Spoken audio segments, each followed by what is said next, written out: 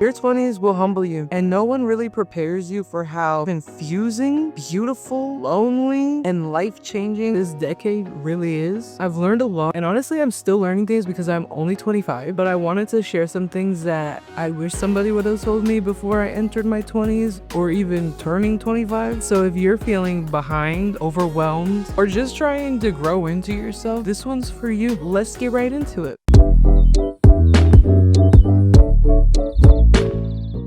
First things first, you're gonna feel lost sometimes, but that doesn't mean that you're failing. There are some days where I've sat on my floor or even laid at my bed at night and thought to myself, what am I doing with my life? And sometimes I still do, but that's normal. It's so easy, especially in today's generation, with social media, to feel that way because everybody's life seems so picture perfect online, but everybody's timeline is different. Some people peak at 23, some at 43. You are on the right track for your life. Your 20s are going to be full of detours. You're not doing it wrong, you're just living it. Don't feel like you have to have it all figured out because you don't. Honestly, we are all just winging it. Let's be real. It's okay to still be figuring things out at 20, 25, or even 30. Regardless of what anybody says, you're not really supposed to know who you are at 20. Life unfolds through trial and error, and we're just starting. You figure things out as you live them, not before. So give yourself some time to be a work in progress. Don't rush success, relationships, or glow-ups. And remember, everybody's on a different timeline, so stop comparing your life to other people. Trust in your own pace. Let that pressure go. Number 2, the person that you are now will not be the same person in 3 years,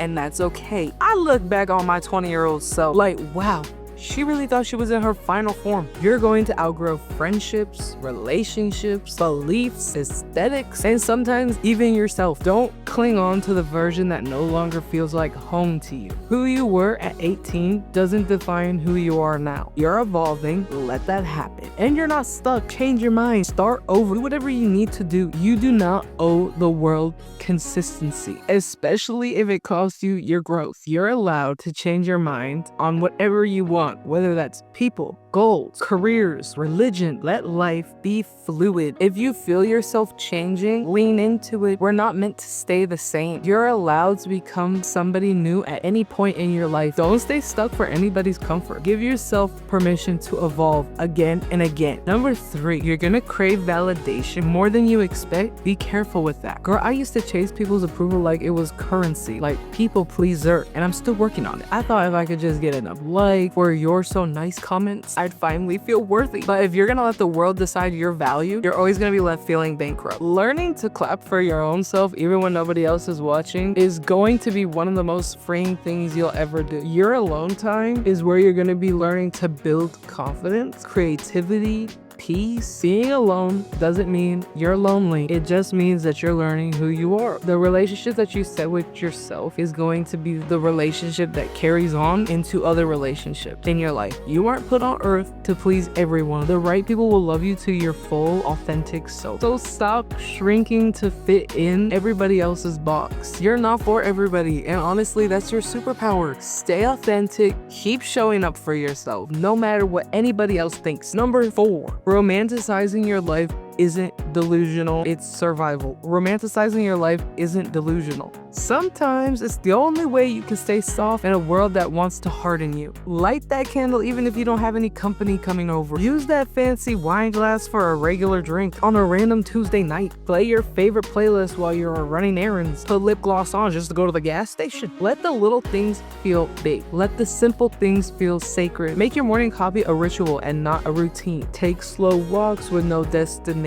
Romanticize a grocery run. Romanticize folding laundry. Set the vibe like you're in a cozy little indie movie or a Pinterest board. Make the ordinary feel beautiful because it is. Life itself is beautiful. This world will always try to make you feel numb. Don't wait for the big moments to feel alive. Number 5, it's okay to not want the normal path. You don't need a 9 to 5, the degree, the timeline everybody else swears by. Success doesn't have to look like a diploma on a wall or a corporate ladder. It can just look like peace. It can look like freedom. It can look like waking up whenever your body says, I'm ready. Do what feels right for you. Not what your parents expect or expected. Not what social media glamorizes. Not even what your high school self planned 5 years ago. You're allowed to pivot. You're allowed to dream differently. You're allowed to want soft mornings and creative work in a life that feels right for you. Hell, I got my GED and I'm still building something beautiful. What I'm basically trying to say is you don't need a traditional path to live a meaningful life. You just need to believe your path is valid, even if no one else claps for you for it. Number 6, you don't need to monetize every talent. Not everything that you're good at needs to be monetized. Not everything you're good at needs to be a hustle. Some things are just for you. Keep some of your joys sacred. Just because you're good at something doesn't mean you owe the world access to it. You're allowed to love something without turning it into content. Not every passion needs a price tag. You can write just for you, paint just for you, sing in the shower like it's a stage that no one else gets to see. Some things are sacred because they belong to you. The internet is gonna tell you sell, brand, package every part of yourself, but some joy loses its magic when it becomes a performance. Protect the parts of you that feel pure, even if nobody ever sees them. You're not a product. You don't need to hustle to prove your worth. Your creativity doesn't need to be productive to be valid. Let some things say soft, messy, and beautifully yours. Number 7, jealousy doesn't make you a bad person. Jealousy isn't always loud. Sometimes it shows up quietly as judgment, as distance, as a weird tone when somebody's talking about you, but it's not ever about you. Most of the time, it's a reflection of what they're avoiding in their own life. When I stopped judging my own jealousy and started studying it, I learned a lot about the parts I had been ignoring in myself. It wasn't about hating somebody. It was about craving something that I thought I could never have. Jealousy does not make you a bad person. It's just your heart whispering, hey, I want that too. And on the flip side, when people project onto you, when your confidence gets labeled as arrogance or your boundaries get called selfish, that's not true. That's someone else's unhealed stuff bumping into your growth. You might just remind them of a version of their self that they abandoned. You might just be triggering their guilt or their fears. And instead of clapping for you, they criticize what they secretly crave. But that's their own work, not yours. Your job is not to shrink for somebody who hasn't found their light yet. Protect your peace, let them project, just don't absorb it. Number 8, you're not lazy, you're probably just exhausted, burnt out, or uninspired. You're not lazy, I promise. Most of the time, you're just exhausted. Mentally, emotionally, physically. Life moves so fast, and the pressure to always be on can leave you uninspired, burnt out, without even realizing it. We're not machines made to run 24/7 without pause. That hustle culture, it tells us that resting means you're weak, unmotivated, or failing, but that's a lie. Rest is not a reward that you earn when you've done enough. It's not a luxury or an opinion. It's essential. When you give yourself permission to slow down, breathe, or recharge, you're actually setting yourself up to be stronger and more focused. Rest is how you gain clarity when your mind is foggy. It's how you protect your peace in a world that's constantly screaming for your attention. I know, as a mom especially, that it is hard to rest because you feel guilty. Like you're always feeling like you need to grind or push forward. But the truth is, running yourself into the ground does not make you productive. It just makes you tired. And tired people can't create, love properly, or grow to their fullest. So if you're feeling drained, overwhelmed, or stuck, try to see rest as a radical act of self-love. Be gentle with yourself. Take naps, go for walks, disconnect from your phone, or just sit quietly and do nothing. You don't have to prove anything to anyone, especially that you deserve rest. Number 9, some friendships will fade, not because of drama, but because of life. Nobody did anything wrong. You just stopped calling, they stopped texting, and one day you realize it's been 6 months. That's okay. Grieve it without feeling guilt. Friendships will change. Let them. It might seem harsh, but some people were not meant for every season in our life. Release them with love. Not every friendship will last forever, but that doesn't mean it wasn't real. Sometimes we just grow in different directions, and that's okay. Make space for new aligned connections. And I'm not gonna lie to you, you're gonna have at least one friendship breakup that hurts worse than a romantic one. I wasn't ready for how bad that would would feel, but it forced me to rebuild my identity without leaning onto someone else's presence. Number 10, if someone makes you question your self-worth constantly, that is not your person. I used to think love meant constantly fighting to prove I was enough, but in real form, any type of love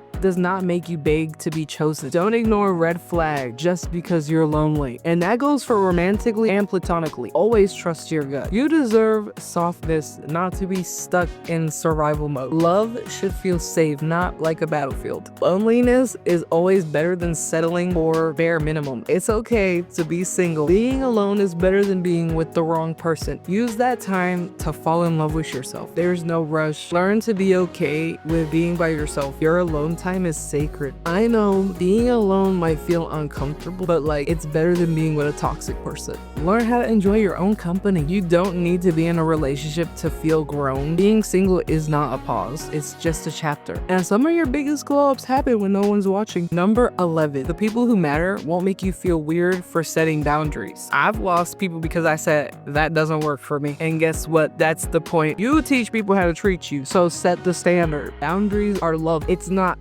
having an attitude problem. Set boundaries early and stick to them. Your boundaries are not mean, they are necessary. If you allow disrespect, it becomes a standard. Set your limits and hold to them. You need to protect your peace like it's your job. Block it, mute it, say no to it. Whatever costs you your peace is not worth it. Energy is expensive. Don't just be giving it out to anybody. Number 12, to become what you consume. You really are what you consume, not just what you eat, but what you watch, what you listen to, who you follow, what you scroll past 100 times a day. It all shapes your thoughts, your mood, your confidence, even the way that you speak to yourself. We forget how much power that we have when we curate our spaces. That podcast you play while you're getting ready, that influencer that you follow just because everybody else is, that show that you watch that leaves you feeling numb or drained after every episode. It's not just content, it's input. And eventually that input becomes what you see in the world, or even your subconscious mind. I had to learn that protecting my peace meant unfollowing people who trigger my insecurity.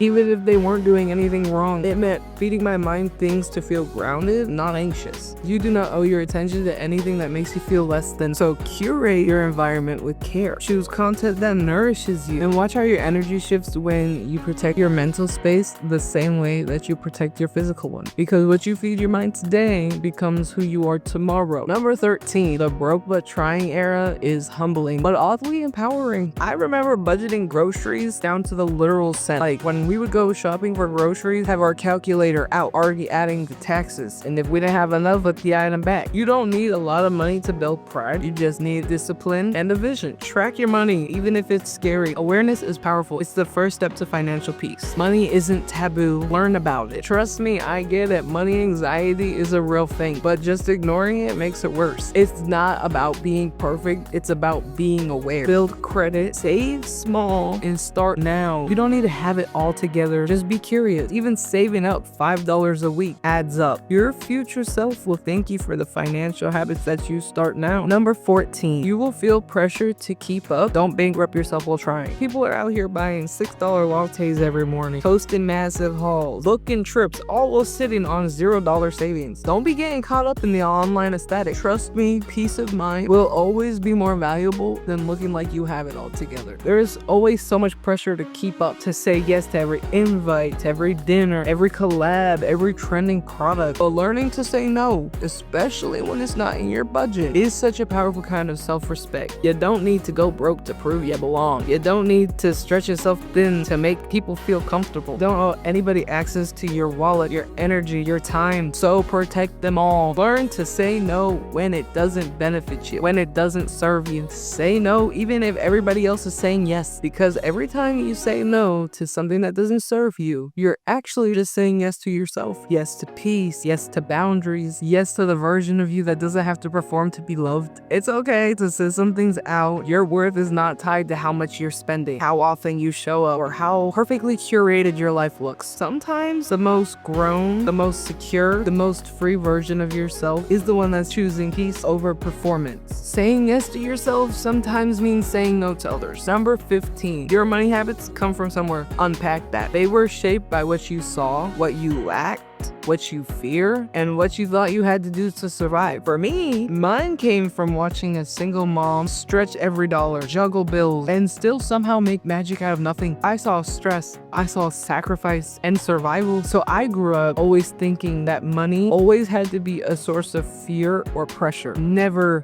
easy. But once I named the root of that fear, I finally started healing it. I stopped blaming myself for my panic around finances or the guilt of spending money, especially when it came to spending money on myself. Started asking myself, where does this belief come from? Who taught me this? And does it still serve me now? And that's when everything began to shift. Because when you understand where your money mindset comes from, you can stop repeating patterns that were never yours to carry. You get to redefine what security looks like. You get to create new habits, not out of fear, but from a place of empowerment. And that is how generational cycles get broken. Number 16, don't be ashamed to ask for help. Seriously, there were months where I wouldn't have eaten if it wasn't for my mom. If I didn't call her and say, hey mom, I'm struggling, can I come over for dinner? That doesn't make you weak or less independent, it just makes you human. There's a lie that we're fed, and that is when we become adults, we should know everything. But no one's born to know how to do taxes, how to rent an apartment, how to build credit, or even what aisle the eggs are in the grocery store. We all had to ask somebody. So ask it, Google it, call your mom, text a friend, open up ChatGPT and ask the question you were too embarrassed to say out loud. Learning isn't embarrassing. Pretending to know everything and staying stuck is, and that's dangerous. You're not falling behind because you need help. You're growing because you were brave enough to ask. And one day you're gonna be the person that someone comes to for questions. And you're gonna remember how hard it was for you. So keep going, you're doing just fine. Number 17, being that girl isn't a look, it's a mindset. It ain't about matching sets, green juice, waking up at 5 a.m. with a candlelit journal section. It's about how you treat yourself when no one's watching. Some days I'm a hot mess. Hair is frizzy as hell. I'm in a robe, didn't even do no skincare, and I'm still that girl. You know why? Because I show up for myself with grace. I speak to myself with kindness. I let myself rest. I take care of my peace. I keep promises to myself, even if they're small. Aesthetic, it's cute, and I love a pretty life. But let's be real. Self-respect is the real glow up. Healing is the real glow up. Boundaries are the glow up. Choosing yourself over and over and over again is the glow up. Being that girl isn't about how you look. It's not about looking perfect. It's about becoming the version of you that feels grounded, safe, and worthy, even if everything else is a mess. Number 18, there is no trophy for being a strong one. There's no trophy for bottling it all up. No golden star for being low maintenance. Being emotionally chill doesn't mean people love you more. It just means you learn to hide your needs so you don't feel like a burden. But here's the truth. You're not a burden. You're not too much. You're not dramatic for having feelings or needs or days where you just feel like you needed someone to show up for you. You're allowed to be soft. You're allowed to ask for more. You're allowed to fall apart sometimes. You don't have to be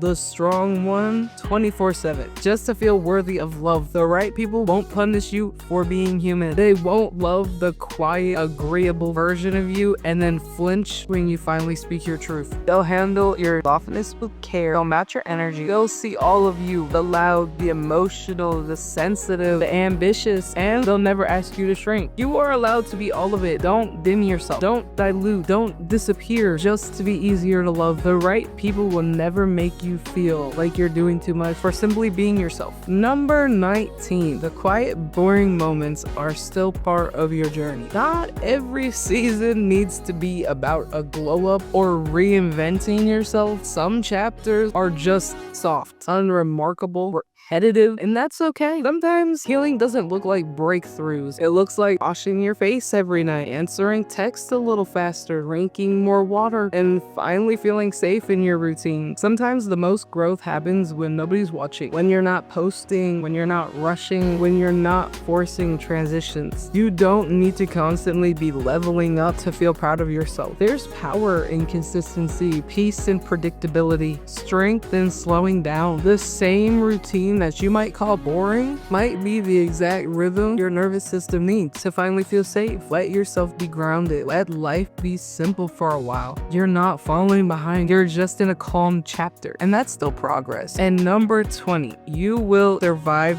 the moments you thought you never would have. You will survive the moments you thought you wouldn't. And I know because I have. There were nights where I thought I'd never feel normal again. Nights where everything felt too heavy and I couldn't see a way out. But somehow I made it to the next morning. And then one day it just didn't hurt the same. Healing isn't always loud and obvious. Sometimes it's just breathing through one more night. Your future self, they're already so proud of you. For every time that you didn't give up. For every time you chose that there was still something beautiful ahead, even if you couldn't see it. You are stronger than the moment that you're in. And one day, this version of you that's hurting will become somebody else's reminder that it does get better. So if you're in one of those heavy seasons, the one that makes you question everything, I just want you to know you're not failing, you're not broken, you're not stuck. You're just in the middle, and in the middle is still moving forward. It won't feel like this forever. There is a version of you on the other side of it. Softer, stronger, and proud that you didn't give up. Keep going, even if all you're doing is breathing, because even now, even here, you're still becoming that girl or that boy, and they're worth it. So if you enjoyed today's video, you feel it helped you out a little bit, to some clarity, make sure you do this video a like, comment something positive down below, and I'll see you in the next video.